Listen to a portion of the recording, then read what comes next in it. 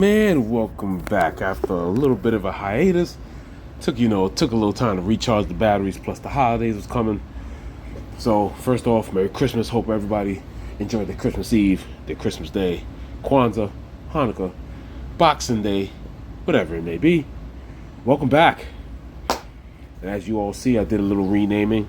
It's not Grade A Flicks, it's actually, to make my videos more have the better ability to be found and in the search engine. It's now Grade A Fantasy. The channel is not Grade A Fantasy. It's not Grade A Flicks anymore. Grade A Fantasy is back after a small hiatus. Excited about this week, even with the 8:20 game, Atlanta at Washington. FanDuel has a nice 9-gamer, which means on DraftKings it's 8. So off the bat, here's what you have to understand. Hey, shorter slate means definitely more condensed ownership on a full slate. So let's just get right into it. We're going to start off with the quarterbacks. Definitely, I owe you guys a lot of good content, so we're going to step right into it. Definitely 2 videos today. 2 maybe within the next couple of hours will be posted. 1 tonight. I will definitely, without a doubt, have this week preview most likely done by Thursday. Today being what? No, today is Thursday, correct? So I'll definitely have this up by tomorrow. I don't think I'll have everything done by today, but most of the slate will be reviewed today. And it shouldn't take too long on each video because, like I said, only 9 games. Fully front-loaded 1 o'clock. 2 games at 4. Well, 4:05.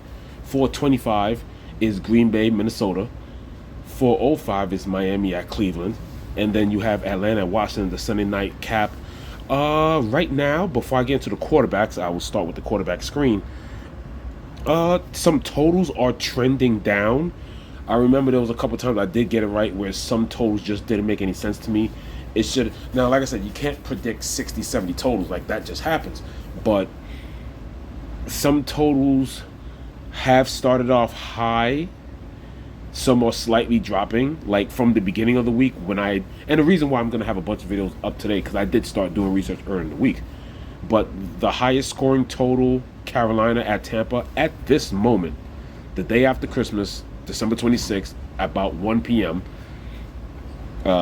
quarter to 1 in the afternoon, that total has now dropped to 48.5. So it's now tied with Atlanta and Washington. I do understand it. Now, even if it finishes under, there's still points to be scored. But let's be real. It wasn't too long ago where everybody was hyped about the Cowboys and Carolina game. Yes, the Cowboys defense has underachieved, but this is still Carolina. I've said before, even from 5 weeks ago, and I'll get right off the subject to get right into the QBs, not this video, not to run too long. But remember, Carolina is still Carolina. It was just a couple of weeks ago when that Dallas game seemed to be fantasy viable and they just got destroyed. Remember, Carolina is still Carolina, y'all. That could be a dominant 30-13 kind of game, and it's a 43. But yet you still need the Tampa Bay people. It's just how totals go. This game, I feel, heads that way. It could shoot out, yes, because Tampa Bay's defense does have some holes. But this is still Carolina, y'all. Now, I did say Carolina's playing like how they did last year. It's just that it seems to be a prolonged, or maybe about the same. Like, they started playing good right after the Thanksgiving break. Last year, it was literally like the last 4 games of the season, so basically all of December and then the first weekend in January. But Carolina is playing better. But the fact that it went down 40.5, I think it's trending off my thought that, let's not forget, this is still Carolina. This is still Carolina. This could be a game that could easily be, it could still fall short, and it could be Tampa 38-10. If Baker throws some interceptions, and, Tampa's defense is bend, don't break, and they give up an early touchdown, it could be a 27-13 game, but you still needed some of the Tampa guys. It could be a 30-13 game. It seems to be like it could be even Tampa Bay has 5 touchdowns, Carolina only gets 10 points, and guess what? It still falls under. But it's still fantasy viable one side because I just don't think that it's a game that should be as touted. I've had games where I felt like the total was too low. I understand why this dropped, and it's now tied with the Sunday night game. I think that the Sunday night game should be a little bit lower. Michael Penix Jr. did, he looked well for his first start. Yes, it was against the Giants.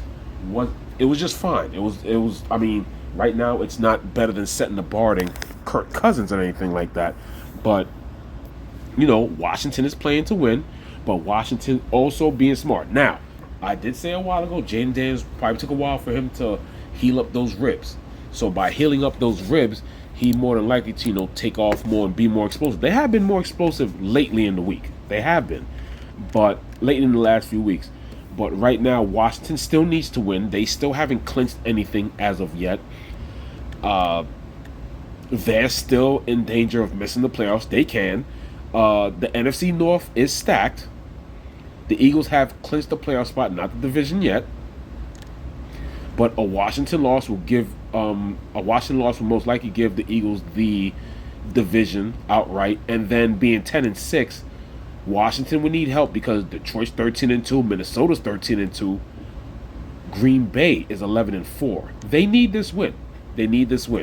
I think they do push the tempo, but if they get ahead and they know that their defense can milk away the clock and they can run the ball and kill the clock a little bit, then I think you definitely have the base there. And then on top of that, like I said, there's still two more division winners to be decided with Atlanta and Tampa Bay both 8-7, and then you have Los Angeles. And Seattle also fighting, because more than likely in those divisions, once the division spot is taken, it's less than likely that those teams make the playoffs. But Tampa Bay in their game will also push the tempo because they have to win. So it's around this time where you have to consider playoff scenarios, teams who's going to push it, teams who might take their foot off the brake a bit, people who aren't playing that much might want to play spoiler. It's this week and next week that you have to put those things into effect. Now that we did that intro, let's get right into the quarterbacks. It's a question that, do we get a full slate of Josh Allen? I don't think the Bills really, there's not much. I think, if anything, they just have to win one more time, I guess, they just have to win one more time in the next 2 weeks to, I guess, hold the second seed on top of the Ravens, who have 5 losses. Buffalo's 12-3. They're pretty much set because their division's already clinched. But in the AFC, the Chiefs have, at 15-1, they have clinched. There's nothing now. They've clinched. So Chiefs have nothing to play for.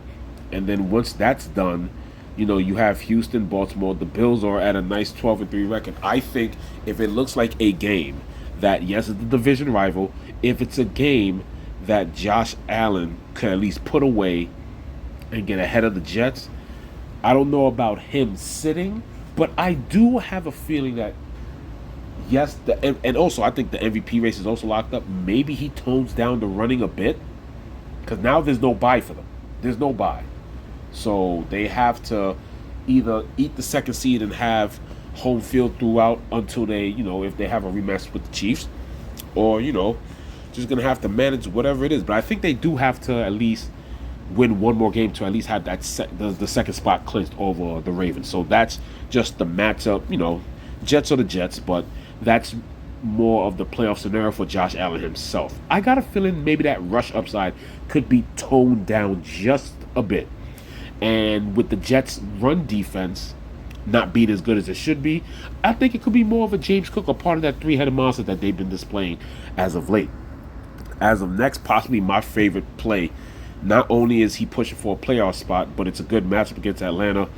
8,500, you save 600 off Josh Allen. Jayden Daniels, I think he's definitely my favorite pay-up option. I love him this week. Like I said, definitely got something to push for. Eagles have the playoff spot. Washington still has other teams to battle for a playoff spot. Like I said, with a stacked NFC North, Washington can find themselves out if they lose. And I think even if the Packers win, I think they could find themselves out. Because like I said, NFC South, NFC West, the divisions are so bad and mediocre that literally the only teams that are making it out of there are the division champions. So I like Jayden Daniels. I think he's going to ask for a lot of ownership this week. When I took the notes earlier, obviously, I do like Jalen Hurts. Obviously, it's up to Jalen Hurts if he passes concussion protocol. And obviously, he has a left finger contusion as well. He is still not as of yet practiced. Obviously, the holidays have just passed, so we'll be looking forward to the next update, possibly either today and tomorrow. Another favorite target probably this week. He's probably going to be the most. He's probably going to be the most owned quarterback. But like I said, Baker's been slinging it. So 8,200 against the worst defense. It was just literally 3 weeks ago that they played each other? Was it 3 weeks ago? Yes, 1, 2, 3. Okay, so 4 weeks ago I missed that. Didn't have the best game against them, but they still squeezed out the win. That was a more impressive Bucky Irving kind of game. So I'm going definitely with. Will I get to some Baker stacks? I will. But if Baker's going to be popular, then guess what? I'm going to counteract that. With some Bucky Irving love, without a doubt. I mean, he's still going to be pretty popular, but when you have a quarterback, you're stacking with. So you're using one position to beat two, and if you kill off and you kill off a stack, you're literally killing off a lot of liners. With a running back, you can put him solo if you want. I just think the leverage play against Baker this week would be Bucky Irving, because as bad as they are a team, the rush defense is a hell of a lot worse than their pass defense. So, but Baker's still a key play. This week, obviously, still somewhat in the hunt. Somehow, they're still not officially eliminated yet. But the reason why he's an interesting play, Anthony Richardson, I know it's hard to trust, but like I said, these are the kind of weeks where you got to go based on matchup, salary, and end of season scenarios. And the Colts are still viable for a playoff spot. Now, you just hope that, hopefully what you really need is Anthony Richardson to run more. You really need him to run more. Now, he hasn't practiced yet, but if he runs more, that's less, Aaron throws. But then again, like I said, going against the Giants is a good matchup. Anthony Richardson does tend to hold the ball a lot. Like I said, the Giants are a team that, sometimes with the right match, you can give them their respect, because remember, up to the halfway point of the season, I think the Giants are currently still top 7 in sacks, but there was a point that they were leading the league in sacks. Anthony Richardson has, with his scrambling ability, has taken some sacks. Unfortunately, he kind of has. He just doesn't take off as much as but the injuries do complicate that as well. But Anthony Richardson is still a choice. I will still like him in my player pool. Just won't be heavier on him as other people. As we keep going, another team that's fighting for their playoff lives. Who else do I like? Even though I do love both Jordan Love and Sam Darnold in a division matchup, we already know how sometimes these matchups can go. Like I said, Jordan Love, I don't think he got to play Minnesota earlier. Actually, he toasted Minnesota, but that was early in the year in Green Bay at home. And then, like I said, if you're gonna beat Minnesota, you're gonna have to beat them through the air and beat the blitz. Jordan Love is great against the blitz. And then also in that same game against Green Bay, they both went at each other. They both did. But for this week, it's playoff contention. I think that matchup is going to be a little bit tighter. I just wanted to mention those guys, but those two were in my notes. I'm actually going to kind of like Tua in this one. If it's cold weather, of course, we already know what it is with Cleveland and everything. But once again, Cleveland is an offense that Miami has to play. Cleveland isn't playing for anything. Tua has to show up. And for 7,500, I don't think it's a bad thing to at least have him in your player pool this week. Also, if I want to go down a little bit, yes, it's viable because it is somewhat of a good matchup. Like I said, they are playing better. But for his cheap price, you just need Bryce Young to maybe 2x the salary, maybe not turn over the ball, maybe get one slanting touchdown to Adam Thielen. He did look good in the matchup a little while ago. And that was at home. It's Tampa Bay, so it's going to be good weather unless it rains.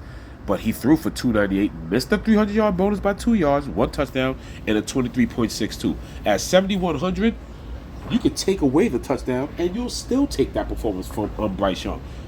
If he loses the touchdown, you take away 4 points from that, and it's now 19.62. So because of the salary, and hey, Carolina is playing well. They have no problem playing spoiler. Like I said, they did something like that towards the end of last year, playing well and making some teams sweat and getting some victories last minute. So, like I said, they're repeating the December end of season surge that they did last year.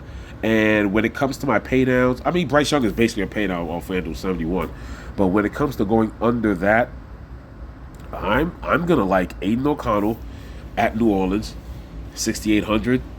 Obviously, the passing game looks better with Aiden O'Connell under center, so I like I like him in the wide receiver core that they got with Bowers and Jacoby Myers. And after that, yeah, he did let me down, but I'll go back to him. I'll definitely, without a doubt, go back to him. It's two teams not playing for nothing. Those sometimes are the games. There's two teams eliminated. So it's the first person that I like, I think, in where both teams aren't playing for anything. And those games seem to be sneaky. May not be watchable playoff-wise or whatever, but fantasy viable, I think at 6,600, he's worth another look. I'm going to give him a try. I'm going to like Mac Jones this week. I'm going to try Mac Jones again. When he played at Tennessee, didn't play too well, turned the ball over, only 220 yards.